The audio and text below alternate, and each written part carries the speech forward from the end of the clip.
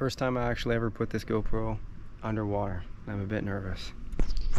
Let's do it. Although these two little cameras share the same GoPro name, there is over 10 years of model generation separating them, and I don't know what's more impressive, the technological advancements that have come in this time frame, or the fact that I've owned this GoPro for nearly 15 years. Man, does time ever fly. Now, technically, the HD Hero Original isn't the oldest GoPro ever made. That title would go to this little beauty right here that released in 2004. It actually only shot pictures on film, believe it or not, but for the likes of modern high definition action video cameras, the HD Hero Original, this one right here, is pretty much what kicked off everything that we know about GoPros today. So in today's video, we'll be comparing what 10 years of GoPro feature advancement looks like in real world tests to see how far the technology has come and whether the latest models truly outperform their predecessors. Let's do it.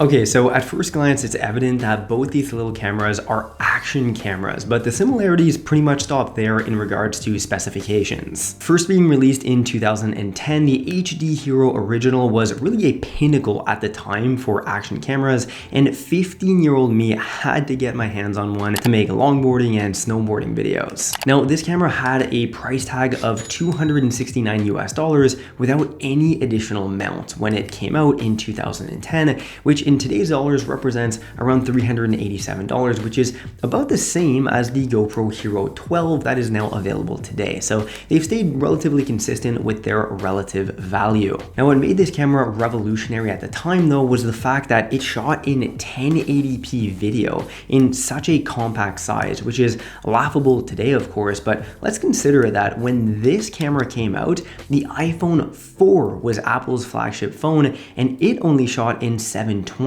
Otherwise, the camera only featured a small LCD screen on the front to change the settings, and you could buy a separate external screen, as I did, and you can see it right here, that clipped onto the back and allowed you to watch your video footage on the go and in real time instead of having to wait and review the footage back home on your computer.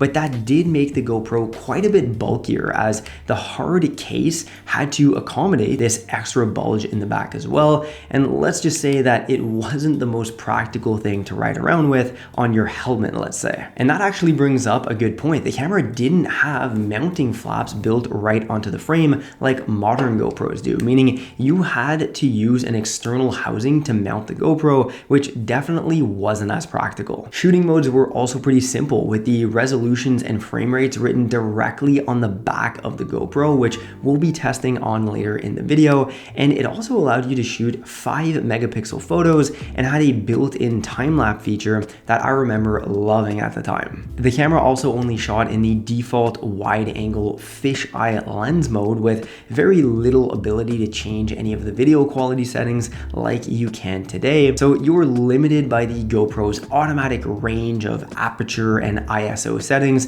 Let's just say that low light settings were a complete disaster on this camera. And finally, one of the features GoPro is most renowned for today with their modern cameras is their motion stabilization that's built right into the software. And this wasn't a feature that was yet released at the time. So there was zero built-in motion stabilization, making the footage a lot more raw in nature. Okay, so that pretty well covers the features of this simple little action camera. Let's now see how it compares to its modern brother. Almost 11 years later, and GoPro had the chance to refine their cameras through multiple iterations before finally releasing the Hero 10 Black, which is what I'm holding in my hand right now. And I know this isn't the latest iteration of the Hero lineup, as you can now buy the Hero 12, but other than a couple extra features, the cameras themselves are almost the same. So this test will do just fine. Of course, this camera shoots in a variety of resolutions up to 5.7K with various frame rate options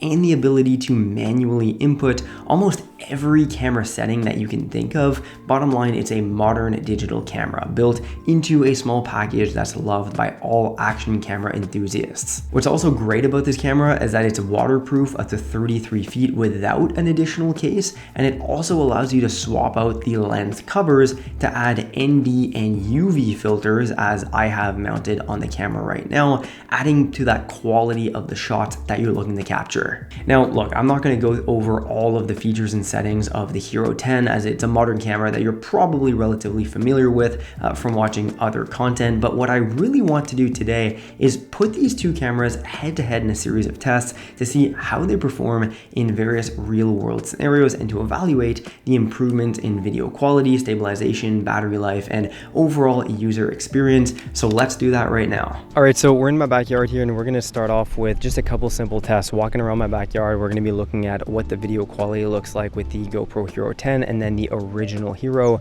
Then we're gonna throw both GoPros underwater to see what the footage looks like underwater. And finally, we're gonna hop on my motorcycle and chin mount it so we can see the difference in quality and just overall, frame rates over a 10-year period, what those look like in terms of video quality for that first-person action camera shot. So let's start off with walking around my backyard. Oh, and actually, just for the sake of making the comparisons equal, since the GoPro Hero original can only shoot in 1080p 30, I'm gonna put the settings as the same, 1080p 30 frames per second on the GoPro Hero 10 Black, and they're both just going to be mounted on a little tripod here for sake of continuity between both shots.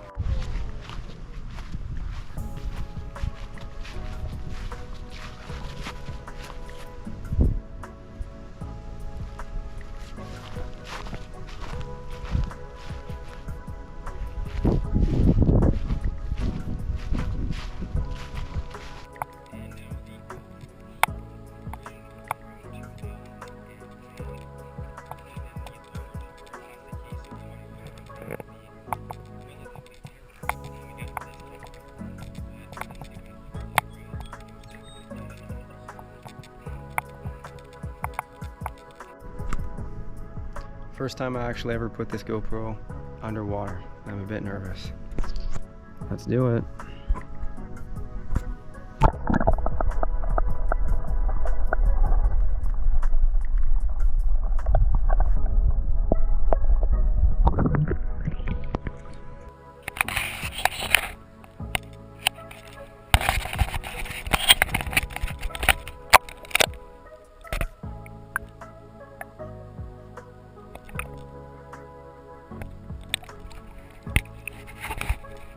Okay, and finally, let's do a couple clips on my motorcycle here attached to my helmet, and I'm also going to attach it back here to see what that looks like.